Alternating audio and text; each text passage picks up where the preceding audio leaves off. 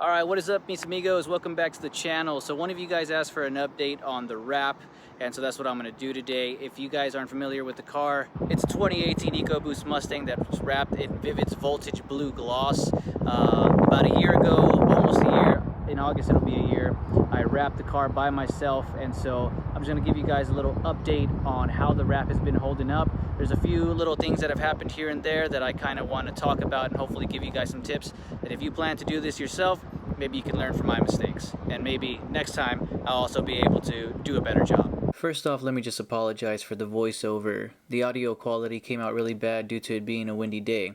So here what I'm showing is the first thing that I decided to wrap, which was an inlay where the license plate goes on the rear bumper, which wrapping inlays can be very difficult, which this one was. So it was a pretty ballsy move to start off with that, and I would recommend starting with something else. And here I'm pointing out where some of the film split due to high tension, so be careful with stuff like that. Here I also messed up by cutting too far out and not wrapping far enough in, so when it comes to sharp edges like this, which we'll talk about when we get to the front fender, make sure you wrap as far inside the bumper as possible. So now let's talk about the rear quarter panel, and one thing that I highly recommend is if you look at the one on the Mustang here, which I'll show you in a little bit, it's got a sharp curve and a sharp angle, and you can get yourself into a lot of trouble very easy here. So what I would recommend is to watch as many videos as you can. I watched CK Wraps for about a few weeks, just kind of watching his videos. Try to watch as many as you can. For example, if you're going to wrap the rear quarter panel, try to watch as many videos where he wraps a quarter panel similar to yours. That way you can kind of have a general idea of how to go about wrapping yours. Here I'm showing this sharp curve and angle that leads to another sharp angle, which is difficult to wrap, so it's very easy to end up with excess film in a lot of places.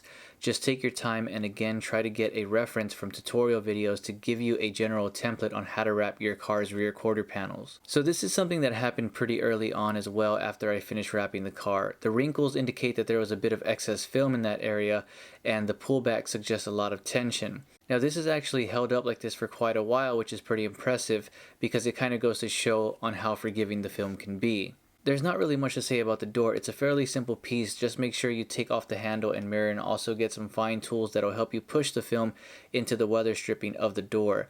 So right here I'm pointing to an air bubble, and the most difficult thing about wrapping the door is laying in the film where the door handle goes because you really only have one shot. So the way to lay this in is to apply some heat and push in from the center with your hand, and you want to try to get all the air out from there by using the holes that the door handle attaches to. Leaving a bit of excess film before you lay this part in will help. The side skirt is not that difficult. The most difficult part is just wrapping the corners, which take practice to get down. I didn't remove the rocker or anything. The front fender has held up pretty well except for this one piece right here, which typically the film splits like this when I'm washing the car. The piece of the rear bumper that I first showed split like this as well before it got worse, so when it comes to wrapping around these sharp edges, you want to leave the least amount of tension in this area and wrap as far in as you can to prevent this from happening.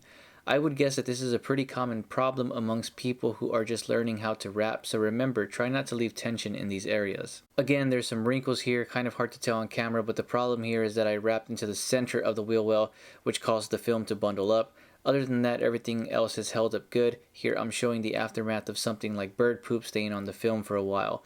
It got etched into the film, so try to clean contaminants off as quick as possible. Just a quick disclaimer real quick, guys. A lot of these problems that you're seeing with the wrap is not actually the wrap's fault. It's probably my fault. If I haven't mentioned it, I did wrap this car by myself. It's the first thing that I've ever wrapped, so it's kind of crazy that me wrapping something for the first time was my car, but I don't want you guys to get the idea to attribute any of these problems that the wrap is having to the company ViVViD. It's probably problems that occurred during the installation process, which is basically my fault. So as you can see here, I didn't cut enough film to get full coverage, but if we look at the other side, I learned from my mistake. So there's inlays under here on both sides, so you can see it right here.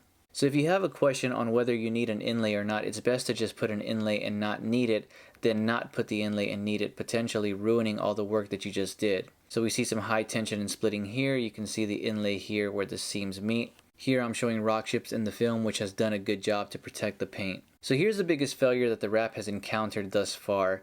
You can see right here that it started off just like the fender with some slight splitting, and then the air kept catching the split, causing it to tear apart.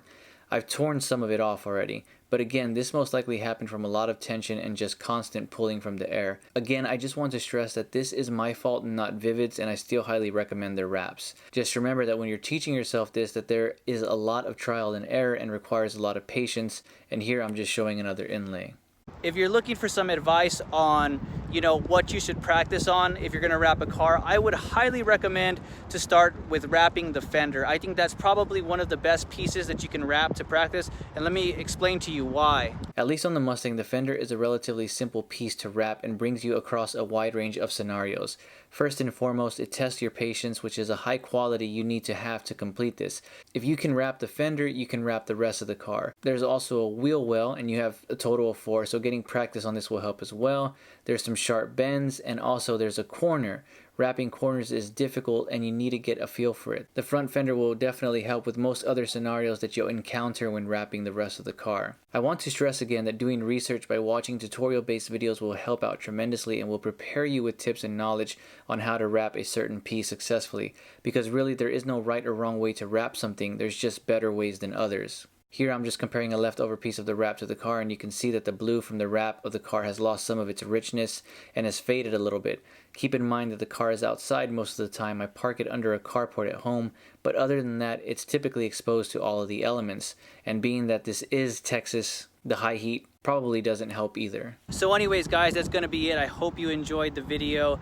I hope that gives you an idea of how the wrap is held up and kind of hopefully giving you some tips on how to approach, wrapping your own car and stuff. If you have any questions or comments, please feel free to leave them down below. Also hit that like button and also subscribe to stay up to date with the channel. As always, I'm Steven out here hanging out, having fun. See you in the next video.